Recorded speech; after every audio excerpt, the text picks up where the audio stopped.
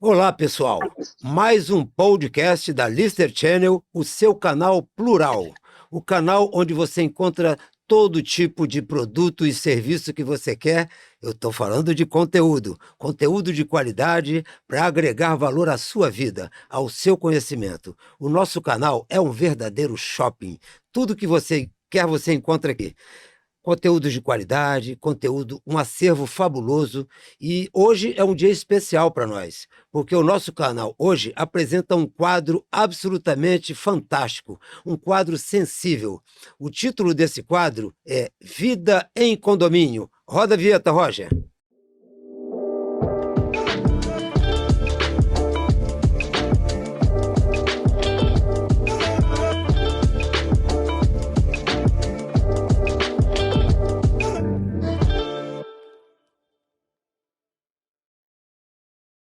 Pois é, meus amigos, o quadro Vida em Condomínio é um quadro que foi inspirado num dos mais importantes episódios da televisão brasileira através do streaming.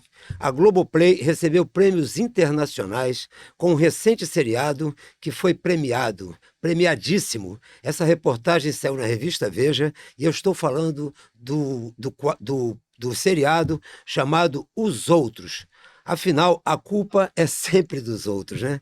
Então, esse seriado, estrelado pela nossa queridíssima Adriana Esteves e a outra fantástica atriz, Drica Moraes, fizeram um sucesso danado com outros atores de grande qualidade que dividiram a tela com eles. Esse seriado, esse streaming, ele tratava de uma coisa pontual, que era a violência nos grandes condomínios. Violência que começa com uma briga entre dois jovens e acabou em tragédia. Então, inspirado nesse seriado, nós resolvemos criar um quadro aqui chamado Vida em Condomínio. Porque lá só tratava de um assunto pontual, que é a violência. E o nosso quadro ele trata de todas as complexidades que existem em grandes condomínios. E uma delas é a situação financeira. Eu não poderia deixar de chamar uma pessoa qualificada, uma pessoa com um extenso currículo, uma pessoa por quem nós devotamos um grande respeito pela sua história e pelo seu currículo, que é a nossa querida Virgínia Almeida. Nós chamamos ela carinhosamente de Virgínia porque a conhecemos, conhecemos a sua história, conhecemos a sua postura, a sua conduta, e eu queria dar as boas-vindas à nossa querida Virgínia. Virgínia Almeida, rogai por nós. Seja bem-vinda. Bom dia, Lister. Como vai? Bom dia a todos. Ô, Virgínia, é um prazer para nós. O canal se sente extremamente honrado em receber uma pessoa com a sua qualidade, com o seu currículo, com a sua história e, sobretudo, Virgínia, com a sua experiência. Eu vou dizer aqui para os nossos seguidores qual é o currículo da Virgínia. A Virgínia é formada numa faculdade de psicologia, é pós em administração, qualidade total, das empresas, participou das empresas Brasil Cop. Brasil Cap. Brasil Cop? Brasil Cap, perdão, Brasil Cap, na Contax e também no Citibank, que são empresas extremamente conhecidas por todos nós. Especialmente no Citibank, ela foi gerente geral de operações. Muito bem. Na Brasil Cap, ela foi compliance officer. E hoje ela tem um hobby, que é a genealogista. Ela fez desse hobby a sua profissão. Virgínia, conforme eu já disse a você, é um privilégio, o canal se sente honrado, porque essa entrevista com você eu não tenho dúvida nenhuma que vai agregar valor a todas as pessoas que nos assistem, e esse quadro Vida em Condomínio, ele é estendido aos grandes condomínios da nossa cidade, Cidade Jardim, aliás, de todo o país, né? Hoje o conceito dos condomínios é que se tornem grandes cidades, pequenas cidades, concentradas com famílias de até 3.000 pessoas, 800 unidades, há condomínios com mais de 1.000 unidades. Aqui no Rio, especialmente, nós temos o Cores da Lapa, nós temos o Jardim Botafogo, nós temos o Morada do Sol, nós temos a Selva de Pedra, e na Barra seriam incontáveis os condomínios. Então, Virgínia, seja bem-vinda. Nós vamos fazer algumas indagações a você aqui sobre o tema que é muito caro a todos nós, que é o tema financeiro. E eu começo, Virgínia, pedindo a você que você abordasse, com a riqueza que você tem, com a didática que você tem sobre os temas que você domina, sobre um tema muito sensível, que é as finanças condominiais. E eu começo falando das finanças condominiais, falando sobre um tema desagradável, que é a inadimplência. Eu queria que você discorresse sobre esse tema com a qualidade que lhe é peculiar. Obrigada pela consideração, Liz. Bom, sobre a vida de um condomínio depende da sua saúde financeira, né, da sua manutenção. E a inadimplência, ela é, assim, eu comparo ela como um câncer, porque ela vai comendo, ela vai derrubando a vida em condomínio, porque vai acabando a manutenção, as pessoas começam a reclamar, começam a formar grupos. Na verdade, a inadimplência leva até às confusões. Mas as pessoas, o que eu percebo na minha história de vida dos condomínios todos, dos pequenos aos grandes, é que a boa parte das pessoas tem consciência de que vivem numa comunidade e há despesas comuns e que para eles terem um certo conforto, uma segurança, uma qualidade, um prédio íntegro, né, partes íntegras, todo mundo precisa dar a sua contribuição. Todos sabemos que há pessoas que, em alguns momentos, todos nós já passamos em alguns momentos, dificuldade na vida. Isso todo mundo entende. E até, por um certo tempo, todo mundo se dá as mãos nisso. Mas o grande problema que eu acho na inadimplência é o malandro. Como tem malandro, é um percentual menor, mas a gente percebe que tem gente que, assim, paga um jantar, mas não paga o condomínio e deixa nas costas dos outros. Uma coisa que eu aprendi, e esse aprendizado para mim foi reforçado, foi muito grande na gestão do Conselho Fiscal do Quartier Carioca, é que quando a gente, e isso tem que ser deixado sempre claro para todos os condôminos na reunião, quando a gente faz a avaliação financeira, quando a gente estima o valor necessário de uma cota condominial para a manutenção, porque um condomínio ele não dá lucro, ele tem que ter a receita para suprir as suas despesas e gerar uma parcelinha para fazer os investimentos, porque em algum momento a gente vai ter despesas extras, né? Um cano que fura, um elevador que quebra fora da garantia ou fora do contrato. Então, são coisinhas que vão minando. Então, quando a gente estima a cota, a gente, historicamente, sabe que você precisa jogar um percentual de 3% a 5% a mais para suprir, exatamente para suprir, aqueles que, porventura, deixem de pagar e que não, se a gente suprir dessa forma, a gente não fica deficiente a ponto de, imediatamente, a gente sempre tem o tempo de fazer uma cobrança, de dar o tempo para aquela pessoa que está com dificuldade de se recuperar. O malandro é que não dá para aguentar, né? Tem que ser cobrado imediato. Sabe que não é um tipo de malandragem? É uma pessoa que tem condições de vida e ela sempre paga a cota no segundo mês de atraso, ela não deixa chegar no terceiro para não ser protestada, para não ser cobrada. Então, a pessoa vai enrolando isso. A gente vê muito isso. É uma minoria, mas é uma minoria que pesa para os outros. É um egoísmo. A gente, quando fala em condomínio, a gente precisa ser mais solidário.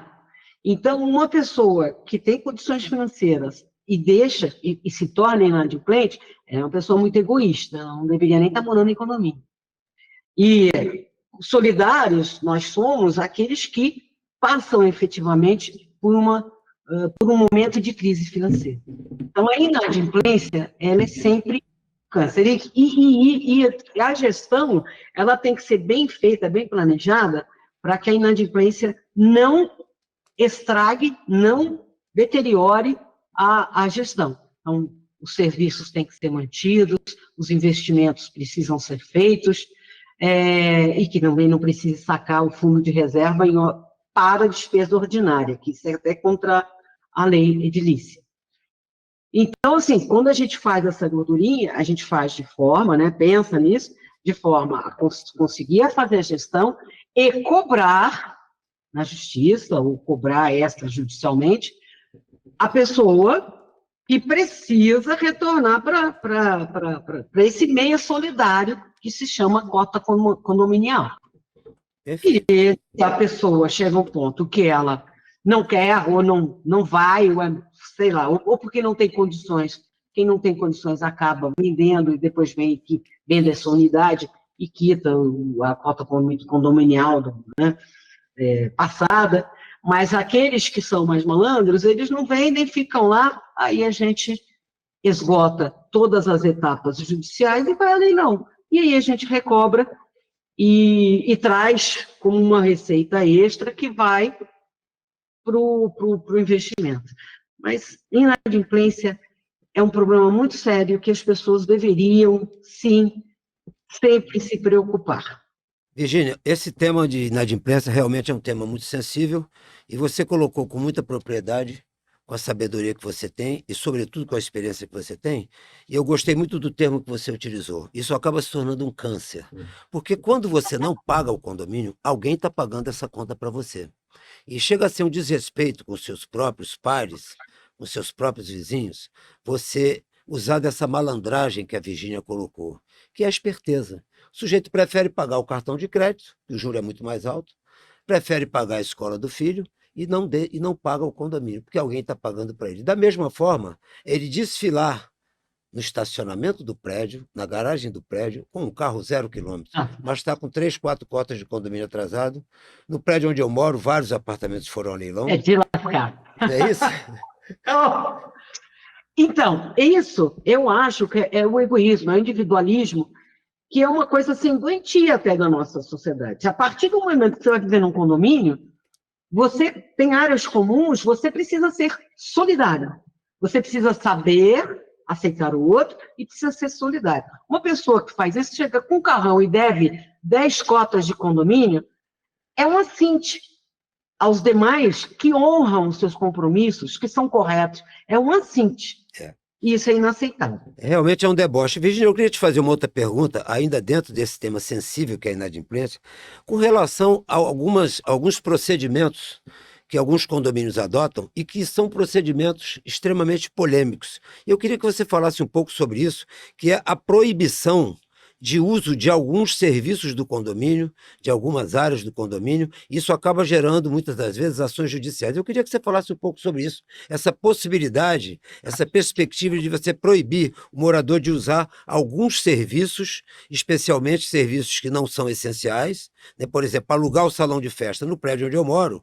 É proibido você alugar o salão de festas se você não estiver em dia com a sua cota condominial. Mas há condomínios que exacerbam nessas propriedades, proíbem de usar piscina. Então, eu queria que você falasse um pouco sobre isso, Virgínia.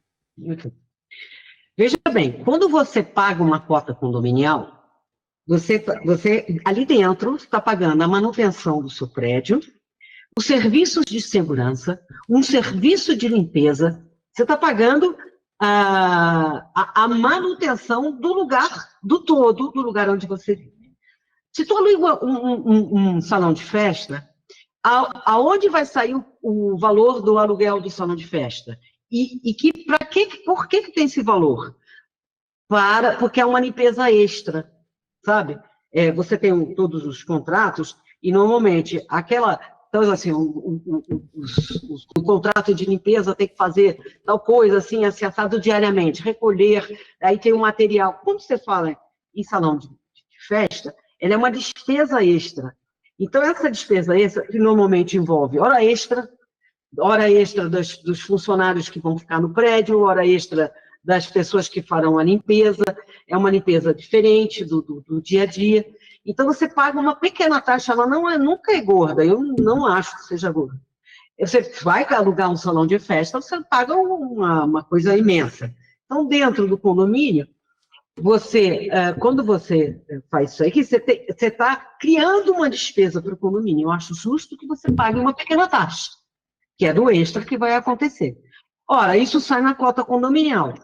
Se você não paga a cota condominial, está em atraso há muito tempo e continua sem pagar, por que você teria o direito de alugar um treco que a gente sabe que você não vai pagar?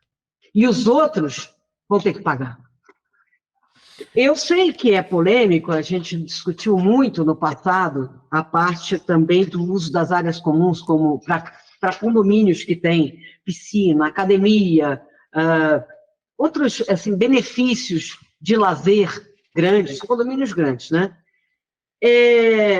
Eu sempre achei justo, isso aí é uma opinião pessoal, eu acho justo que aquela pessoa não possa também usar as partes comuns. Ela pode entrar, ela está usufruindo da segurança e da manutenção do prédio. Então, ela pode entrar, ela vai até a sua casa e tudo mais.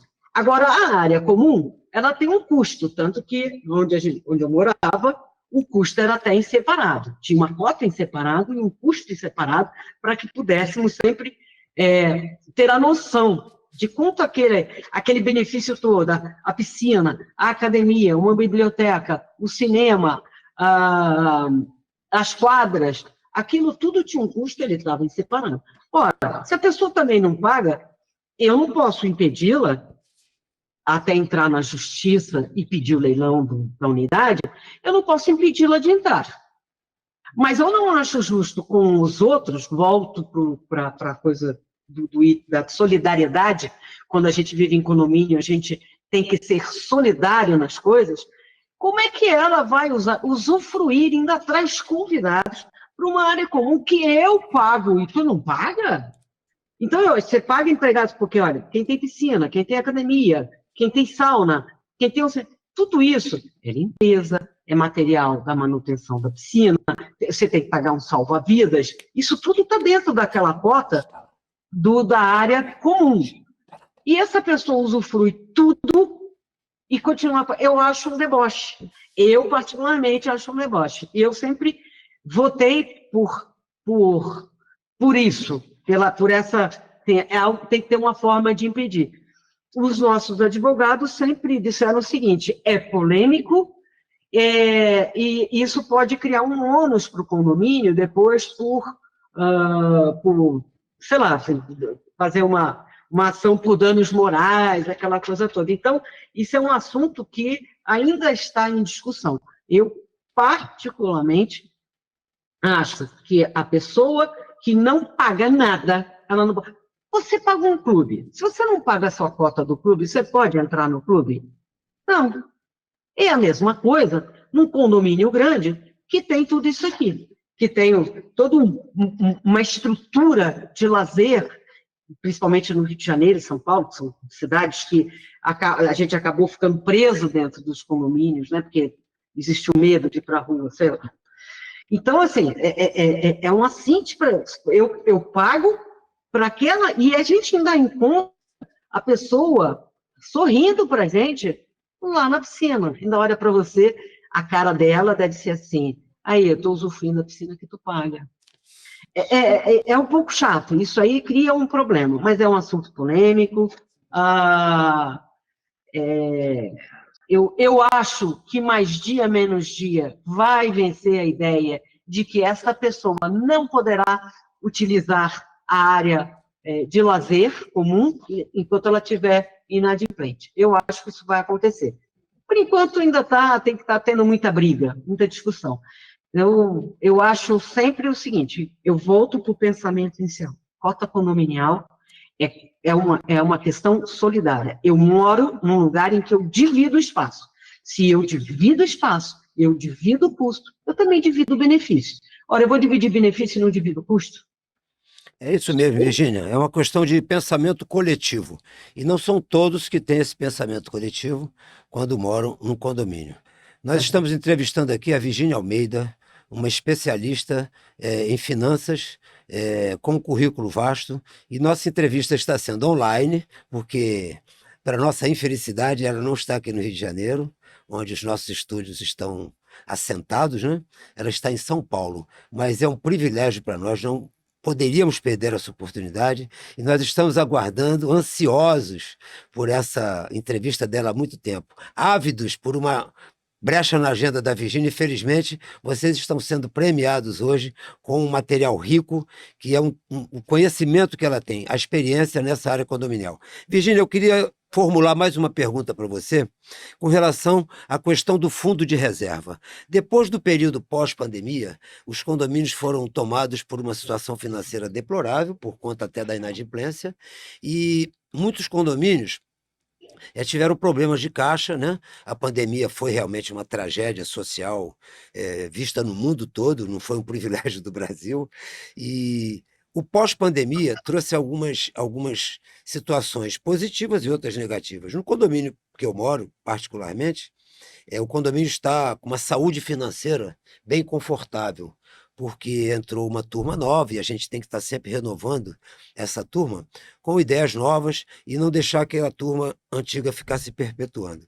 De modo que eu queria que você falasse um pouco sobre a questão do fundo de reserva, porque no nosso caso especificamente, se aboliu, na época da pandemia, a cobrança do fundo de reserva.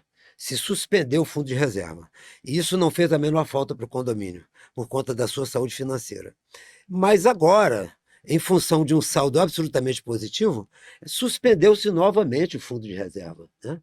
E como isso é uma questão de convenção, eu queria que você falasse um pouco sobre a questão do fundo de reserva, sob a sua ótica. Qual é a leitura que você faz do fundo de reserva, o impacto que ele tem na receita de um condomínio, sabendo-se que o fundo de reserva tem uma destinação? Eu queria te ouvir sobre isso, Virgínia. Bom, o fundo de reserva, ele é baseado na lei edilícia, ele está em lei. E todas as convenções as convenções são baseadas naquilo que já está escrito na lei edilícia, e todas as convenções, elas prevêem o fundo de reserva. Eu acho o fundo de reserva indispensável. Vou usar até a pandemia. Vamos supor, estou na pandemia, as pessoas, muita gente ficou em má situação, e aí a inadimplência, que historicamente de 10% a 12%, virou 30%, 40%, e compromete a saúde e a manutenção desse condomínio, né? Aí é uma situação de emergência, eu particularmente chamaria uma assembleia e diria o seguinte: vamos usar o fundo de reserva para a gente estabilizar. Não, a situação da pandemia é uma situação, o fundo de reserva é para emergências, né? E para alguns investimentos, tal, programados, ela não é para usar na despesa ordinária.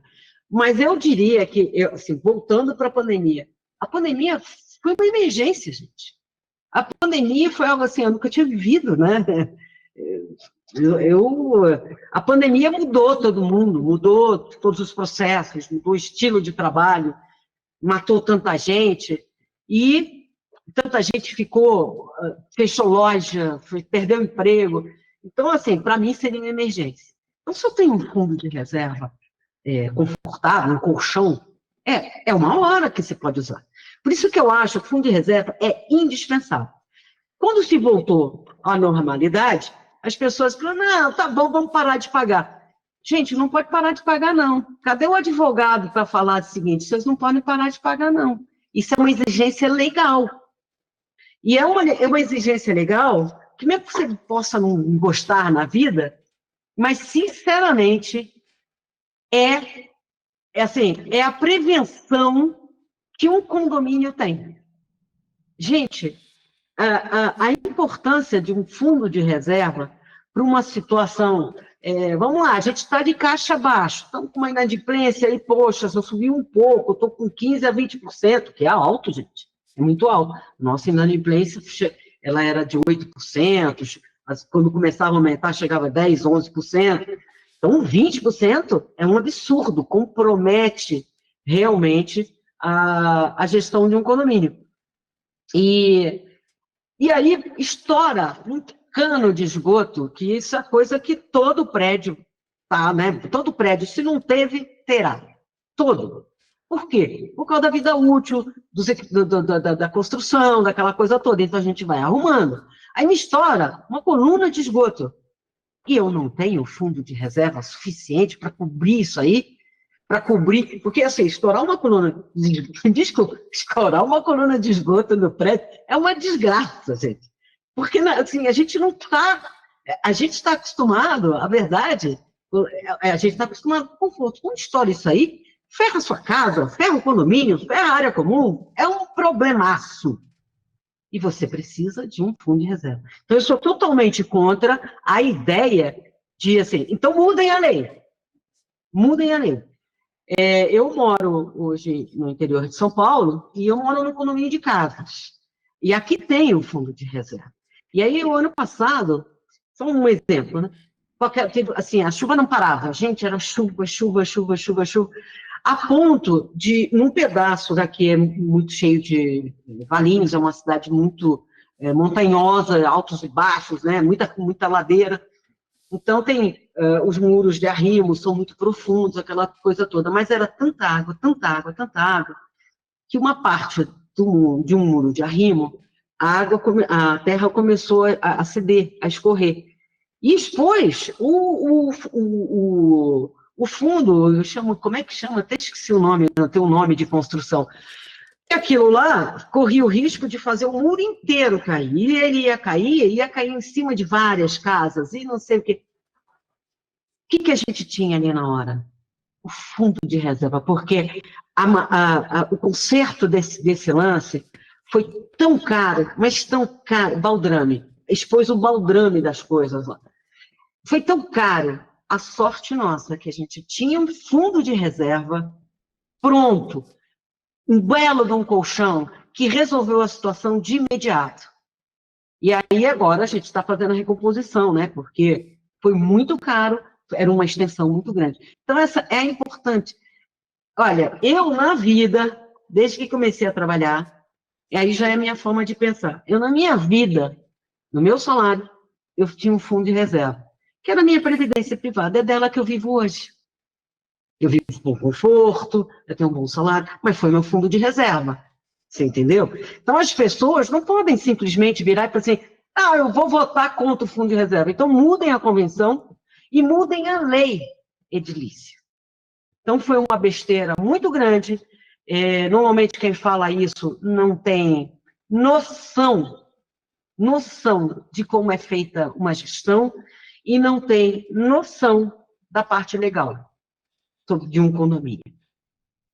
Aí é um saco, né? Que bom, Virgínia, muito legal ouvir essa tua explanação.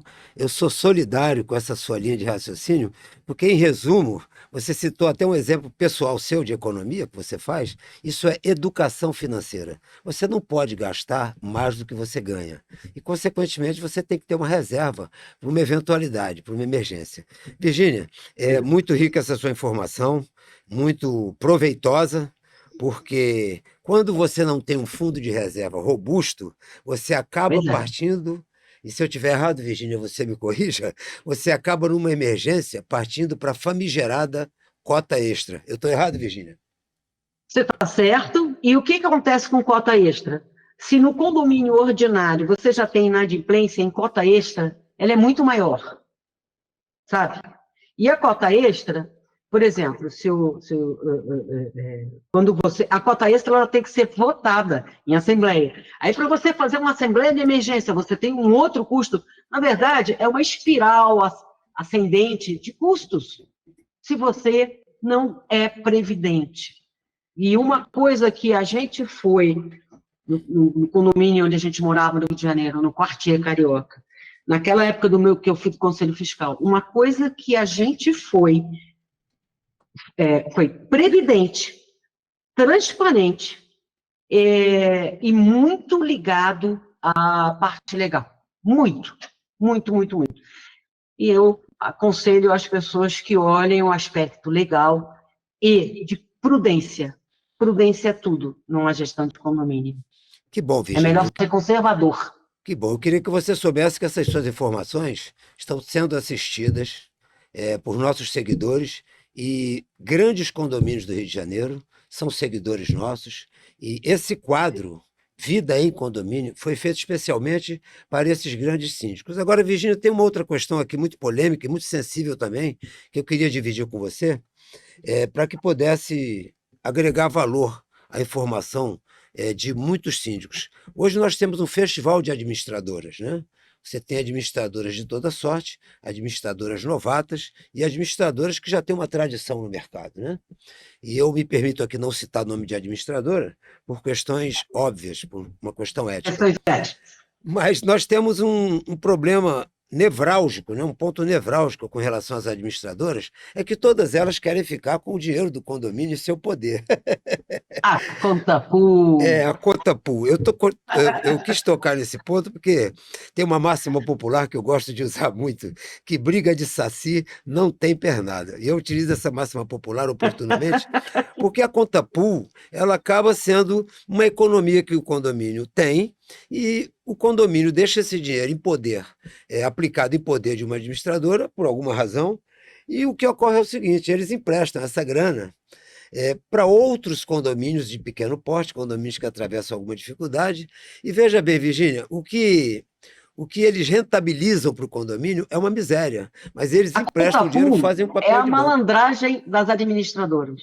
A malandragem. Nós, onde eu moro, particularmente, tem uma administradora que nunca foi administradora de um condomínio residencial. E o condomínio que eu moro, ele é uma referência, porque é uma pequena cidade, com 864 unidades, e nesse condomínio particularmente, nós servimos de cobaia para uma administradora. Ela usou o nosso condomínio como laboratório de experiência para se projetar, e atrás disso ela conseguiu outros grandes condomínios e para enriquecer o seu portfólio. Porque, na verdade, ela nunca administrou um condomínio residencial, principalmente de grande porte, né? E só administrava condomínios empresariais, até uma administradora de qualidade, mas não era especializada em condomínios residenciais. Então, Virgínia, eu queria que você falasse um pouco da sua experiência e a sua avaliação sobre essa conta pool, porque no condomínio que eu moro, toda vez que tem uma assembleia para eleger a administradora, quando eles sabem que a conta pool não vai ficar na mão deles, eles desistem. De 30 a 15 desistem. É o seguinte, na vida a gente tem que ter flexibilidade, né? E a conta pool é a malandragem das administradoras, é onde elas ganham, elas aplicam, tal, não sei o quê. Mas a gente tem que ter uma flexibilidade. À medida em que eu quero, por exemplo, um grande condomínio, não dá para ficar com uma administradora que não tem patrimônio. Porque se ela tiver problema, ela não tem patrimônio para devolver o nosso dinheiro. Então, isso é uma coisa que, quando se escolhe uma administradora, tem que ser pensada, sabe? Quando se faz o escopo para escolher uma administradora. Isso tem que ser pensado. E na hora que ela ganha, antes dela ganhar, alguns pontos já têm que estar negociados. Tem que fazer parte do escopo. E um deles é se vai administrar a minha conta? Não, eu não vou administrar a sua conta porque eu tenho conta pool. Eles não querem administrar a conta do condomínio. Então, tá bom, vai trabalhar a conta. Vamos negociar uma remuneração. E aí, é onde, no passado, a gente teve muita discussão. A gente foi muito feliz, a gente conseguiu, nós fomos o primeiro condomínio a conseguir esse tipo de negociação. Só que aí as pessoas, sei lá, as pessoas são malucas. Aí, à medida que vira e fala assim, mas a gente tem na conta 1 milhão, mas não tem 1 milhão excedente. Gente, você tem 1 milhão por 2, 3 dias, porque já começam as despesas e não sei o que, e as pessoas queriam. Eu quero a remuneração pelo CDI, não sei das quantas, não sei. Gente, isso não é mercado financeiro. E se eu estiver fazendo esse tipo de remuneração, o condomínio vai ter que pagar imposto de renda. Então, a gente também tem que pensar que condomínio não pode dar lucro. Ele não tem que ter imposto de renda. O imposto de renda dele tem que estar, sabe? Legal. Então, as pessoas davam uma viajada e ficavam se sentindo, eles estão nos roubando, não, eles estão tendo lucro, gente. Tá? Tem uma diferença entre roubar e ter lucro. Então, você pode tirar um naco. Eu quero, sabe o quê? Eu quero a remuneração pela correção da TR, na época, pelo índice da poupança. Eu quero uma correção pelo fundo de investimento, você crava, que é como se a gente tivesse pegado o dinheiro do condomínio e tivesse colocado no banco neste fundo aqui. Eu não vou ficar mudando de fundo, de fundo, de fundo. Eu vou administrar naquele fundo ali, ou na poupança, que é o que normalmente, o que a legislação diz que o condomínio pode ter. Ele não tem, né? O condomínio pode aplicar em poupança. Então, eu quero, da sua conta pool, o rendimento da poupança. E as pessoas começaram a brigar, depois que a gente obteve sucesso, 1 ano, 2 anos, as pessoas começaram, não, tem que ser CDI, tem que ser CDI. Aí eu falei, gente, vocês estão sem noção. Condomínio não pode ter lucro. Condomínio pode aplicar em poupança. E aí, o que a gente fez? Ao invés de eu ficar brigando com todas as administradoras que eles não querem pegar a nossa conta, né? Que, por sinal, a nossa conta a gente já nem quis mais, porque a gente, na administração, teve uma administração que teve fraudes na conta, então foi uma dor de cabeça, então eu prefiro me livrar até dessa conta, certo? Agora, eu quero trabalhar, foi o que a gente escolheu, a gente fez um escopo muito bem desenhado, eu quero trabalhar com uma administradora que tenha, se ela quebrar, ela tem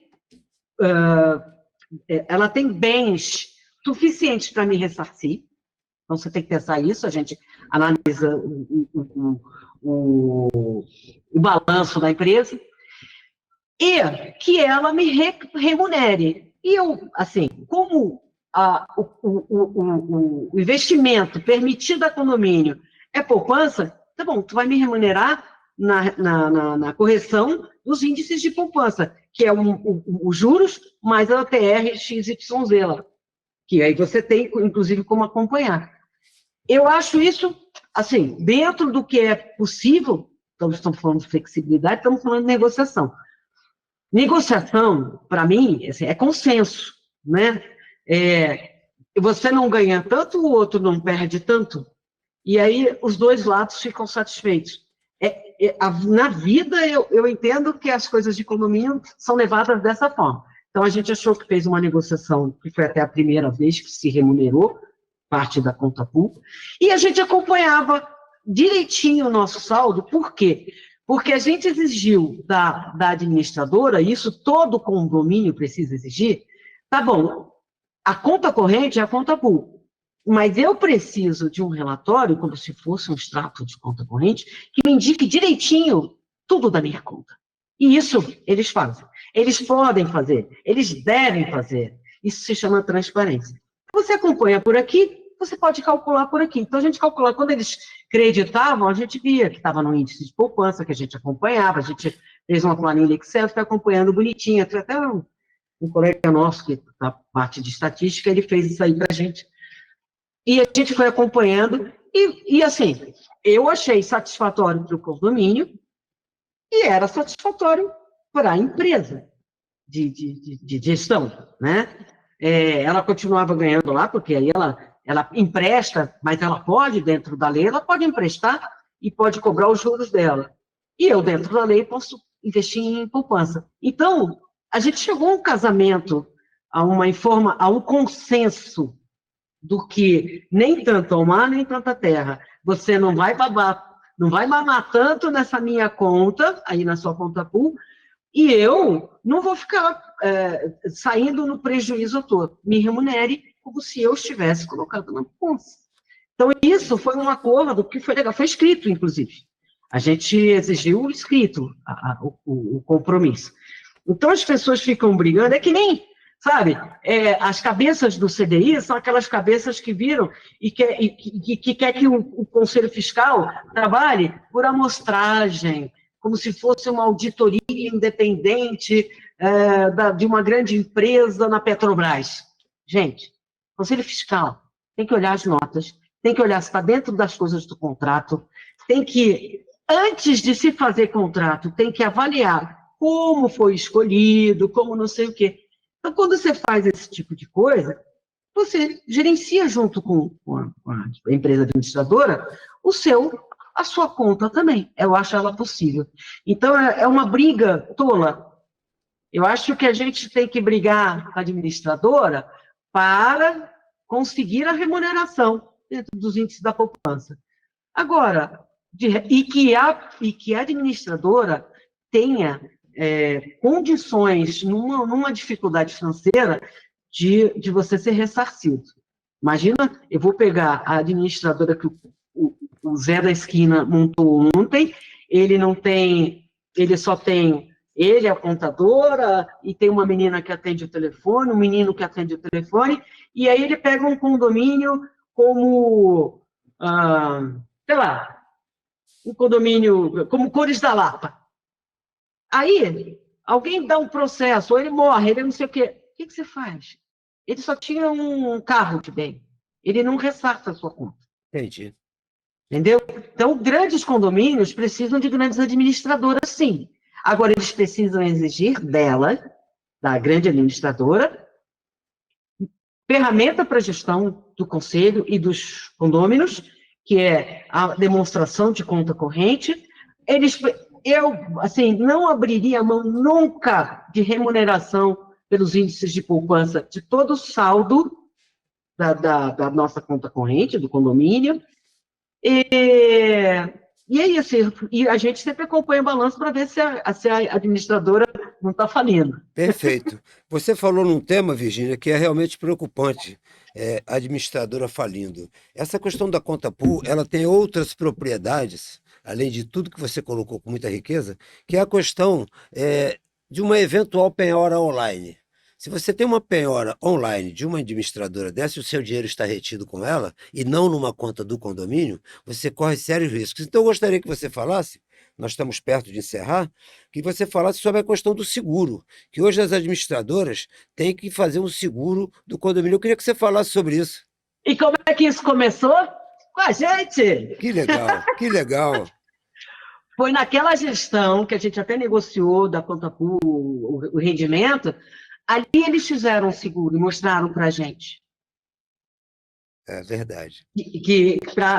Seguro para ressarcir os clientes deles. Eu sei que a gente, aquela gestão do Conselho Fiscal, nossa, ela mudou o mercado. Que bom. Isso eu sei. Que bom. Ela mudou a cara do mercado, ela deu força para a gestão total, e trouxe esse lance do seguro, que foi uma briga também.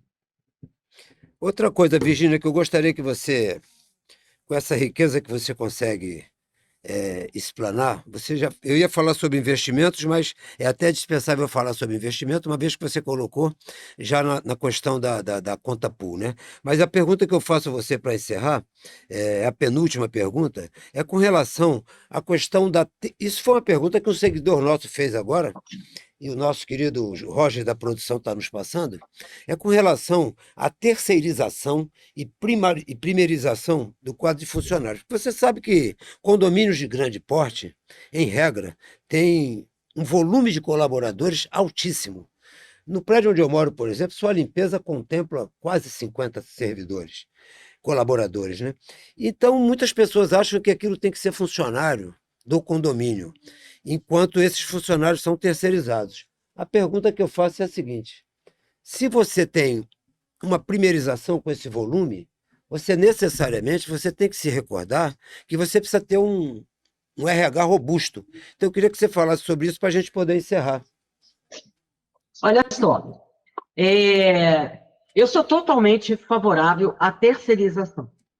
Ponto. Dos grandes serviços, segurança, de limpeza, serviços especiais, por exemplo, o salva-vidas, porque não são coisas que o condomínio oferece, mas não são atividades fins do condomínio.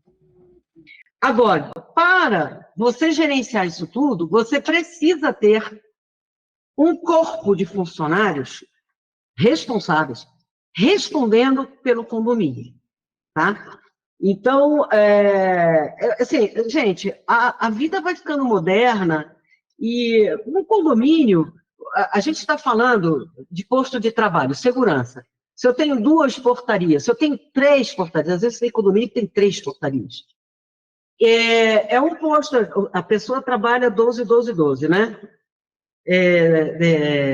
Como é que é? Acho que eu até esqueci. Trabalha 12 horas, folga não sei o quê. Só que eu tenho que ficar composto constante. Então, a pessoa trabalha 12, sai, eu estou falando de segurança. Entra outro que fica 12, você completou um ciclo. Só que você tem que pensar férias, não sei o que, férias, substituições. Nós estamos falando de posto de trabalho. Então, eu tenho que ter 3.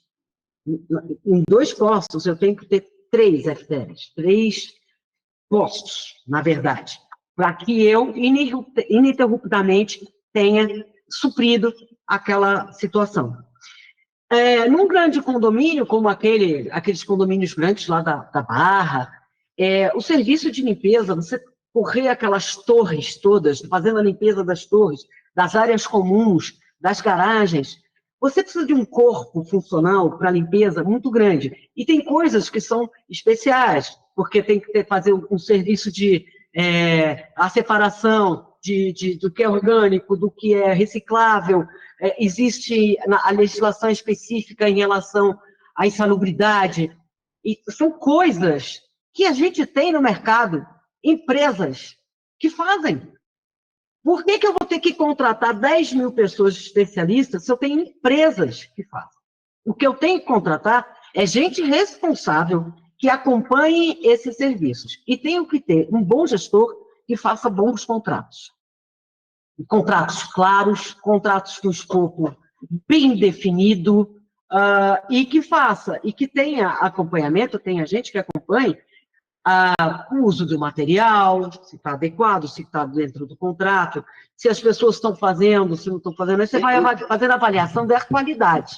Então, eu sou totalmente a favor da terceirização e primeirização somente de um corpo menor, depende de cada condomínio, que vai acompanhar esses serviços. Perfeito, perfeito, Virgínia. Tá? Ô, Virgínia, é uma pena que a gente gostaria de ficar aqui com você horas, porque a profundidade do teu conhecimento, a tua simpatia, esse sorriso que ilumina a nossa tela, é uma alegria poder estar aqui com você. Eu queria agradecer você ter nos concedido esse tempo para enriquecer o nosso conhecimento, o conhecimento de muitos síndicos que são novos e que são reféns de todo esse quadro de situações que você expôs aqui com muita qualidade.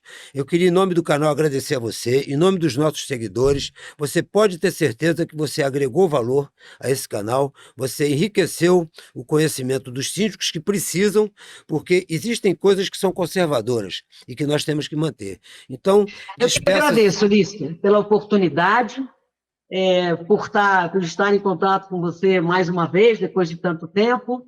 Eu que agradeço e parabéns pela iniciativa, viu? Tá bom, fica com Deus e qualquer hora estaremos em São Paulo aí, tendo o privilégio de vê-la.